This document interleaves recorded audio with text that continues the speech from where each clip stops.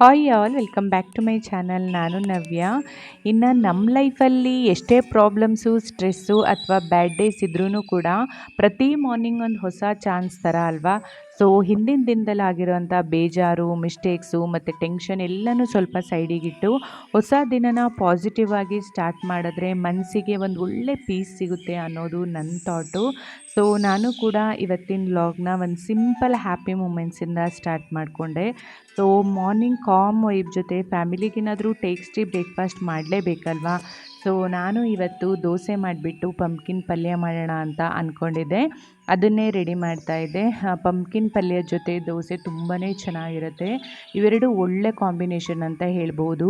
ಹೇಗೆ ಆಲೂಗೆಡ್ಡೆ ಪಲ್ಯ ಮತ್ತು ದೋಸೆ ಕಾಂಬಿನೇಷನ್ನು, ಸೊ ಇದು ಕೂಡ ಪಂಪ್ಕಿನ್ ಪಲ್ಯ ಮತ್ತು ದೋಸೆನೂ ತುಂಬ ಒಳ್ಳೆ ಕಾಂಬಿನೇಷನ್ನು. ತುಂಬ ಸಿಂಪಲಾಗಿ ಮಾಡ್ಕೊಬೋದು, ತುಂಬಾ ಚೆನ್ನಾಗಿರುತ್ತೆ. ಇನ್ನು ನಮಗೆ ನಾವು ಏನು ಇಷ್ಟನೋ ಯಾವ ರೀತಿ ಟಿಫನ್ ಬೇಕೋ ಅದನ್ನು ಮಾಡ್ಕೋತೀವಿ. ಬಟ್ ಮಕ್ಕಳು ನಮ್ಮ ಮನೆಯಲ್ಲಿ ಮಾಡಿರೋದನ್ನ ಬ್ರೇಕ್ಫಾಸ್ಟ್ ಬಿಟ್ಟು ಬೇರೆ ಏನಾದರೂ ಎಕ್ಸ್ಪೆಕ್ಟ್ ಮಾಡ್ತಾರೆ. ಅವ್ರಿಗೆ ನಾವು ಮಾಡಿರೋಂಥ ಟಿಫನ್ ಬಿಟ್ಟು ಬೇರೆ ಏನಾದರೂ ಬೇಕು ಅನ್ನೋದೇ ಅವ್ರ ಥಾಟ್ ಆಗಿರುತ್ತೆ.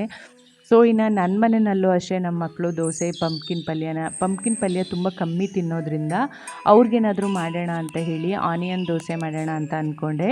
ಇನ್ನು ಬರೀ ಆನಿಯನ್ ದೋಸೆ ಮಾಡಿದ್ರೆ ಅದಕ್ಕೆ ಚಟ್ನಿ ಏನಾದರೂ ಬೇಕಲ್ವಾ, ಅದ್ರ ಬದಲಾಗಿ ಇದಕ್ಕೆ ಅಂತ ಹೇಳಿ ದೋಸೆ ಮಾಡಿದ್ರ ಮೇಲೆ ನಾವು ಸ್ವಲ್ಪ ಕ್ಯಾರೆಟು, ಸ್ವಲ್ಪ ಸ್ವೀಟ್ ಕಾರ್ನು, ಈರುಳ್ಳಿ, ಕೊತ್ತಂಬರಿ ಸೊಪ್ಪು, ಸ್ವಲ್ಪ ಉಪ್ಪು ಇದನ್ನೆಲ್ಲ ಹಾಕ್ಕೊಂಡು ಮಿಕ್ಸ್ ಮಾಡ್ಕೊಂಡು ಈ ರೀತಿ ಮೇಲೆ ಹಾಕಿ ಅದನ್ನು ಎರಡೂ ಸೈಡ್ ಚೆನ್ನಾಗಿ ಬೇಯಿಸ್ಬಿಟ್ರೆ ತುಂಬಾ ಚೆನ್ನಾಗಿರೋ ದೋಸೆ ರೆಡಿ ಆಗುತ್ತೆ.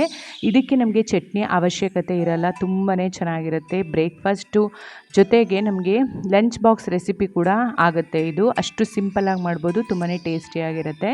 ಇನ್ನು ಇದನ್ನೆಲ್ಲ ಮುಗಿಸಿದ ಮೇಲೆ ನನಗೆ ಹೊರಗಡೆ ಸ್ವಲ್ಪ ಕೆಲಸ ಇತ್ತು. ನನ್ನ ಮಗಂದು ಸ್ಕೂಲ್ದು ಅಡ್ಮಿಷನ್ ಹಾಗೆ ಬಾಕಿ ಆಗಿತ್ತು. ಸೊ ಅದಕ್ಕೆ ಹೋಗಬೇಕಾಗಿತ್ತು, ಜೊತೆಗೆ ಬೇರೆ ಕೆಲಸ ಕೂಡ ಇತ್ತು ಅಂತ ಹೊರಗಡೆ ಹೋಗೋಣ ಅಂತ ಹೊರಟೆ.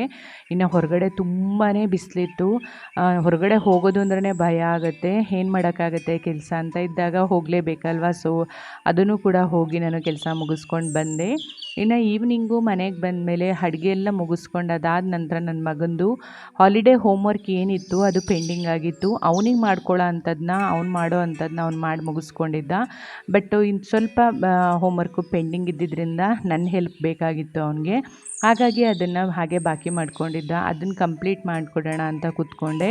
ಇನ್ನು ಆಲ್ರೆಡಿ ಸ್ಕೂಲ್ ಇನ್ನೇನು ಸ್ಟಾರ್ಟ್ ಆಯ್ತಾ ಬಂತಲ್ವ. ಸೊ 3 to 4 ಡೇಸ್ ಇದೆ. ಏನು ಮಾಡೋಕ್ಕಾಗುತ್ತೆ, ಮಾಡಿಕೊಡ್ಲೇಬೇಕು. ಸೊ ಹಾಗಾಗಿ ನಾನು ಈ ರೀತಿ ಮಕ್ಕಳ ಜೊತೆ ಟೈಮ್ ಸ್ಪೆಂಡ್ ಮಾಡಿಕೊಂಡು ಈವ್ನಿಂಗು ಹೇಗೆ ಹೋಯಿತು ಅಂತಲೇ ಗೊತ್ತಾಗಲಿಲ್ಲ. ಸೊ ಅವನಿಗೂ ಹೆಲ್ಪ್ ಮಾಡಿಕೊಂಡು ನಾನು ಈ ಹೋಮ್ವರ್ಕ್ನ ಕಂಪ್ಲೀಟ್ ಮಾಡಿಕೊಟ್ಟೆ. ಇವತ್ತಿನ ದಿನ ಅಂತೂ ನಿಜವಾಗ್ಲೂ ತುಂಬಾ ಚೆನ್ನಾಗಿ ಹೋಯಿತು. ನನಗಂತೂ ತುಂಬಾ ಖುಷಿ ಕೊಡ್ತು ಅಂತ ಹೇಳ್ಬೋದು. ಸೊ ಐ ಹೋಪ್ ನಿಮ್ಮೆಲ್ರಿಗೂ ಈ ವಿಡಿಯೋ ಇಷ್ಟ ಆಗಿದೆ ಅನ್ಕೋತೀನಿ. ಇಷ್ಟ ಆದರೆ ದಯವಿಟ್ಟು ನನ್ನ ಚಾನಲ್ನ ಸಬ್ಸ್ಕ್ರೈಬ್ ಮಾಡ್ಕೊಳ್ಳೋದ್ರ ಮೂಲಕ ಸಪೋರ್ಟ್ ಮಾಡಿ. ಹಾಗೆ ನನ್ನ ಚಾನಲ್ನಲ್ಲಿ ಏನೇ ಮಿಸ್ಟೇಕ್ ಇದ್ರೂ ಕೂಡ ಅದನ್ನು ಯಾವುದೇ ಮುಚ್ಚುಮರೆ ಇಲ್ಲದೆ ಕಾಮೆಂಟಲ್ಲಿ ತಿಳಿಸಿ ಅಂತ ಹೇಳ್ತಾ, ಸಿ ಇನ್ ದ ನೆಕ್ಸ್ಟ್